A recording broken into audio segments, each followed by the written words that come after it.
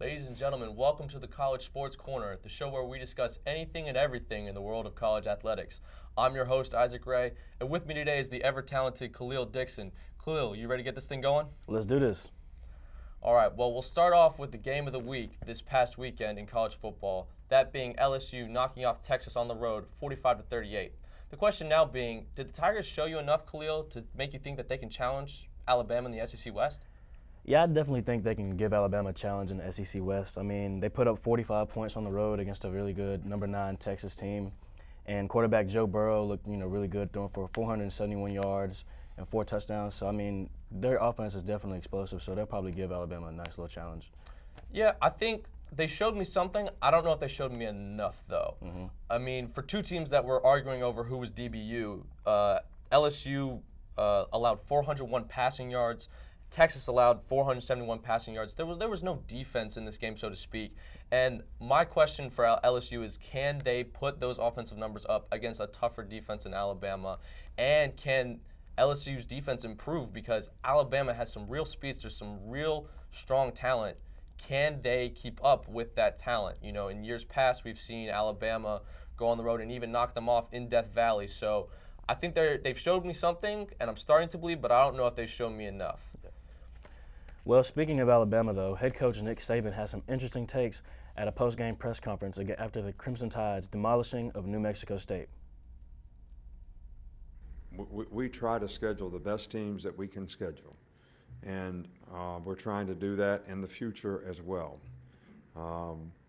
But we can only play the people who are willing to play us. I've said my opinion about playing 12 Power 5 schools. That's what I would rather do. So, but a lot of other people don't agree with that. So, Isaac, how do you feel about Saban's comments? I mean, he makes a good point. I mean, it's hard when you're a team of Alabama's size and their stature that, to get people to want to play them. But, I mean, if you look at their outside of conference schedule, it's a sham. It's embarrassing. They opened up the season against Duke, which, is there might be a good team. They're definitely not a great team. And then definitely not on Alabama's level. And then this week they play New Mexico State, blow them out. And then they go on the road. They have Southern Miss and Western Carolina coming to them. That's their out-of-conference schedule. And if you ask me, it's embarrassing. No one wants to watch Alabama play Western Carolina in November. I mean, I'm not tuning in. Are you tuning into that? Yeah, I know I know the result. Yeah, I mean, and also you have to ask, how much money is Alabama shelling out to these teams to come play them? Because these teams aren't coming out there just for fun. Like, these are business trips for teams to go, get beat, and get paid. But I don't know. What do you think about it? Yeah, well, Bama's definitely going to be dishing out some money. But, I agree with what he said. I like what he said. They're going to play the best teams they can find to play them. And at the end of the day, if that's just going to be Western Carolina because other teams don't want to play you, then, that's who you have to play. Absolutely. But, what would be one team you would want to see Alabama play outside of the SEC? One team I'd want to see them play outside of the SEC, maybe like Ohio State or something. Absolutely. I think an Ohio State-Alabama matchup, I think that's a matchup we're going to get in the college football playoff. I think that's always an interesting matchup between the Big Ten and the SEC. Yeah. So definitely, but to be able to see that in the regular season, I think would be really, really cool and very interesting. Yeah, it'd be exciting. Yeah, but from one football superpower to another, Clemson, the number 1 team in the country, easily took care of Texas A&M with a 24-10 victory, and they rolled. And the question is, after a victory like this, do you think anyone can stop the Tigers, Kahlil? I really don't know. I've been watching Clemson play, and they just look great to me right now. Trevor Lawrence looks great. The entire team just is looking. Their defense is crazy. I don't really know if anybody can knock them off. Yeah, and especially, I don't think there's anyone in the ACC that can challenge them. I don't think there's one team in that conference where I could say that team can give them a run for their conference. The only challenge I think that they'll face is themselves, and can they keep up and playing to their level and not playing down to an opponent. We saw, I think, 2 years ago when Pitt came in, a team that they should have easily beat, they stumbled against them at home. But outside of the ACC, I think the only teams that could possibly challenge them is an Alabama, a Georgia, and Ohio State. I think those are the only 3 teams that have even the close amount enough of talent alone to keep up with them, not to mention the coaching of Dabo Sweeney and just that whole program. They just seem to be rolling, not to mention they have the best quarterback in the college football right now, if you ask me, and Trevor Lawrence. Yeah, playing to their standard and maintaining that standard is going to be their biggest challenge of the season, I think. And now from top teams to teams that are stumbling through the season. Now, I didn't think Tennessee would be anything special this season. However, after embarrassing losses to Georgia State and BYU, Kahlil, is there any way Tennessee can turn their season around and make it salvageable? At this point, I mean, you could say it's too early to say, but I really don't think they will. I mean, the coach has even compared them to the Titanic already. So, in my opinion, I think the season is going to be a bust, but we'll see what happens. Yeah, I mean, you look at a team that, they didn't have high expectations, but when you pay Georgia State $950,000 to come to your stadium and play, you expect to at least get an easy win. And they fumbled through that, and they fell apart in the fourth quarter. Then you have a nice out-of-conference game, a game still at home, though, that you can bounce back, kind of galvanize the troops, come together. In BYU, another fourth quarter collapse, let go of a lead. They still had a chance in overtime to win it. They can't do that, and they lose to BYU.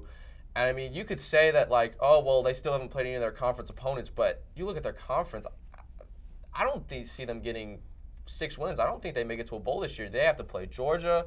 They have to play Florida. Even Kentucky's now even better than them in football. I mean, the only games I'd consider them winning is possibly Vanderbilt and maybe Chattanooga that they have this weekend. But I don't see them being able to, compete against some of these other teams after these performances. Yeah, I know. I mean, their season, I don't see them going to a bowl game, and I don't see them winning more than 5 games this season. But I could be wrong. I doubt it, though. Yeah, I doubt it. And I think Jeremy Pruitt and offensive coordinator Jim Chaney will be looking for new jobs come December. Possibly. And, living in North Carolina, there is no way for anyone in this state to avoid the hype train that is rolling out of Chapel Hill right now. Having now tied their win total of 2 wins from last year, Tar Heels everywhere are singing the praises of head coach Mack Brown, who has returned to the program that he left in 1997. So, Kahlil, Mack is back, but is UNC back? I'm loving this hype train from UNC right now. I mean, I'm a really big fan of this hype train. I think UNC might be back. It's really early to say that, but I mean, I think we'll really find out with their upcoming games. They're playing Wake Forest soon, and then they have App State and Clemson coming up. So depending on how those games go, I mean, we'll really know for sure if they're back, but I'm thinking they might be back. Absolutely. And my whole thing with this is that they back to where? Back to being like a Peach Bowl team, a team that, could compete for a national championship. I don't think they were ever in that kind of situation. I think they're a good team. I don't think they can challenge with Clemson, though, in the ACC. And, I think they've played 2 big programs, but I don't know if they've played 2 good teams in Miami or South Carolina. I think South Carolina gave them that game. After all it seemed like these 2 teams were trying to give the game away to each other.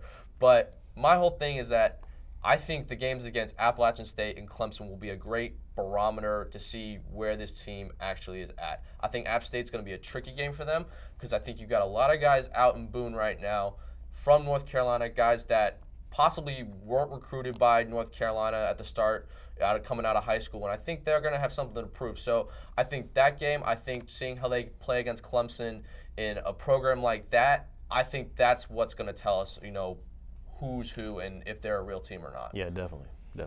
Well, regardless of what we think, we'll be back right after this quick break with everything you need to know what's going on with Campbell Athletics. Sometimes the things we do or say can make others feel hurt, excluded, or isolated. Everything you say and do creates an impact. How am I supposed to save the whole world? You can't think about saving the world. You have to think about saving one person. Because of you, someone's entire life can change. You don't have to be a superhero to have a positive impact. Friends? Friends.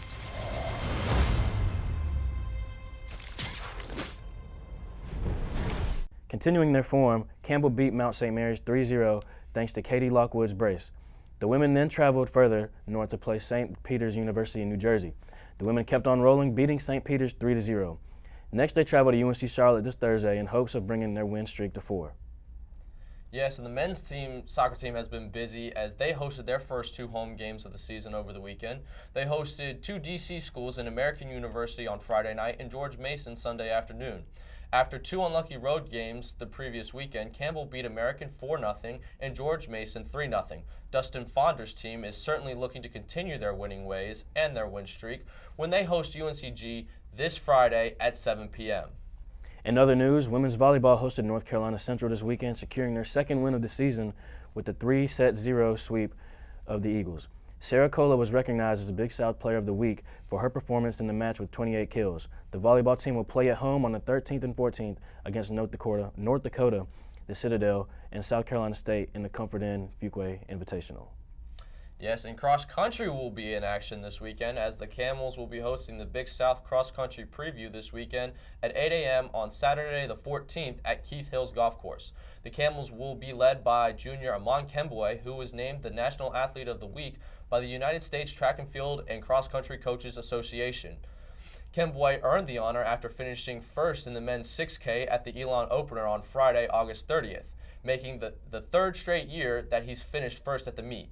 The junior finished with a time of 18 minutes, 9 seconds in the race, finishing ahead of Duke's Alex Milley by about 7 seconds. Kembwe's first place finish helped the men's team finish second overall at the meet, behind Duke and ahead of North Carolina, UNC Greensboro, and Elon. And of course, we want to give a shout out to the football team who defeated Shaw by a score of 38-14 this past weekend, and will be hosting their next game September 21st against Davidson. And we'd like to thank you all for watching this week and hope you come back next week for the Sports Corner. Till then, I'm Isaac Ray. And I'm Kahlil Dixon. See you next time in the College Sports Corner.